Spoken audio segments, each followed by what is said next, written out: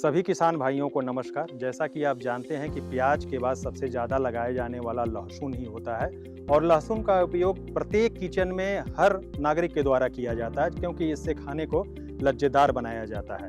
और लहसुन का हम कैसे खेती करें, हम किसानों को विस्तृत इसके ऊपर जानकारी देंगे।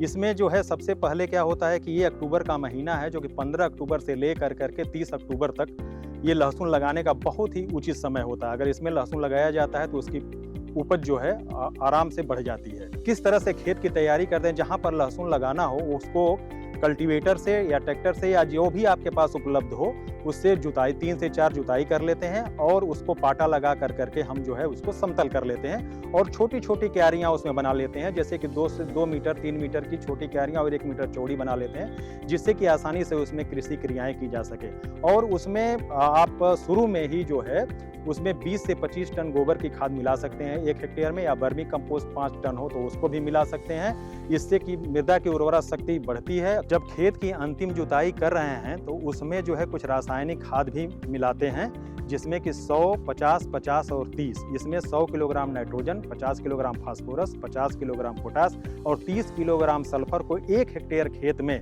मिलाते हैं। इसमें 50% नाइट्रोजन और पूरी मात्रा फास्फोरस और पोटास और सल्फर की खेत बनाते समय ही मिला देते हैं। और जो 50% नाइट्रोजन बचा होता है वो जब क्रॉप जो है 45 दिन की हो जाती है और 60 दिन की हो जाती है उस समय हम टॉप ड्रेसिंग के रूप में देते हैं। फिर इसके बाद जो है आप देखें जो कि प्रमाणित संस्था जैसे है NHRDF है, DOGR है, वहाँ से हम सीड जो कि लहसुन की कली होती है, लहसुन की गांठ होती है, उसको लेते हैं। उसमें प्रजाति जो होती है वो एग्री फाउंड व्हाइट है, यमुना सफ़ेद है, यमुना सफ़ेद 2 है, यमुना सफ़ेद 3 है, यमुना सफ़ेद 4 है, यमुना सफ़ेद 8 है, यमुना सफ़ेद 9 है।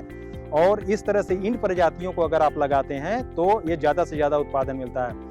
पुणे में DOGR नाम की संस्था है, वहाँ से भीमा पर्पल है, भीमा ओमकार है, या राउरी कृषि विश्वविद्यालय ने भी फूले नाम से प्रजाति को डेवलप किया है, नीलिमा है। इस प्रजातियों को लेकर के आप अपने प्रक्षेत्र पे लगा करके ज़्यादा से ज़्यादा उत्पादन ले सकते हैं। और 15 अक्टूबर के बाद जो भी प्रजाति का आपने चुनाव किया है इसको कली को अलग कर लेते हैं और जो खेत आप तैयार किए हैं उसमें जो है 10 × 7.5 या 10 सेंटीमीटर पे एक एक कली को लगाते हुए जाते हैं और लगाने के बाद उसको मिट्टी से ही ढक देते हैं और उसमें जो है फिर पानी दे देते हैं, जिसमें कि उसमें स्प्राउटिंग होना शुरू हो जाती है।